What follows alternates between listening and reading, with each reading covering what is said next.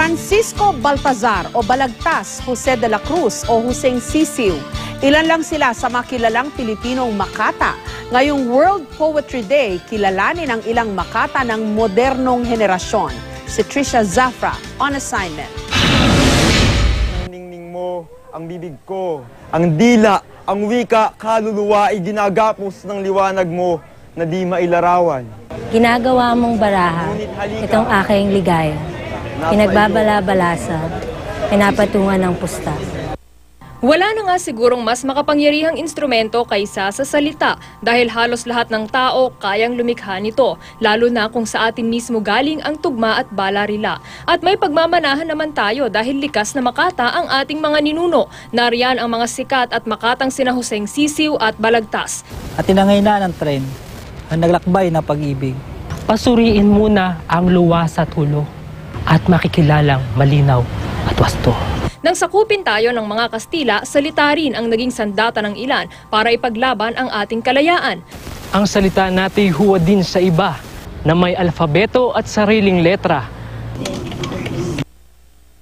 Sa pag-usbong ng social media, lumawak ang espasyo sa paglalahad ng damdamin. Pero kung may punaman ang isa sa mga pambansang alagad ng sining, ginagawa lang nyo, express lang kayo na express eh.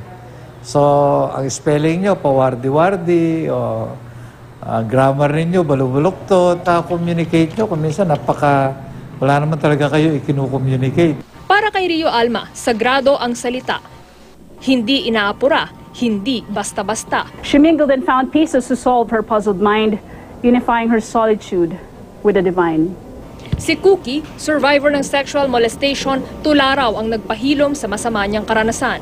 Ginagamit niya ngayon ang kanyang talento para tumulong sa iba, partikular sa mga kababaihan sa Women's Crisis Center. Nakaka-heal pala siya talaga, nakaka-heal siya ng puso, nakaka-heal siya ng soul. Nagkwento sila about their pain, pero may redeeming factor towards the end na okay, pero hindi pala ganito lang ang buhay. So I put my hands back into my pockets just to remind myself how much my mother thinks I'm worth. I name my price and it is different every time. Simula nang tumungtong sa entablado at bigkasin ang mga piyesang sumasalamin sa kanyang pagkatao, natagpuan daw ni Jude ang kaligayahan. Tunay nga raw mapagpalaya ang kanyang mga likha, lalo na ang mga patungkol sa kanyang sexualidad.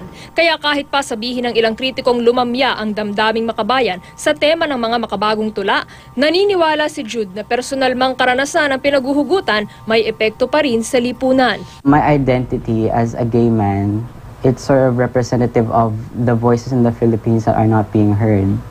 Smile a bit brighter, even when it's forced. Falling in love is like getting your teeth yanked out of you awake. To lay my heart to the table, wishing you'd feel it beating. Hindi may tatangging limitado lang ang nararating ng mensahe ng mga Makata ngayon. Pero tiyak, marami ang mga nakakaalam ng mga katagang hip-hop. Lalangoy sa dagat, maliligo sa ulan. Maghahanap ako makahiya sa damuhan. Habang lalakad ang mapapasok putikan. Ang oras ay ngayon walang tanong na kailan. Dati pa man magkakabit na sa bituka ang tula at musika. Kaya sa pamamagitan ng kanyang mga awitin, napaparating ni Glock 9 sa masa ang iba't ibang issue at mensaheng dapat pag-usapan.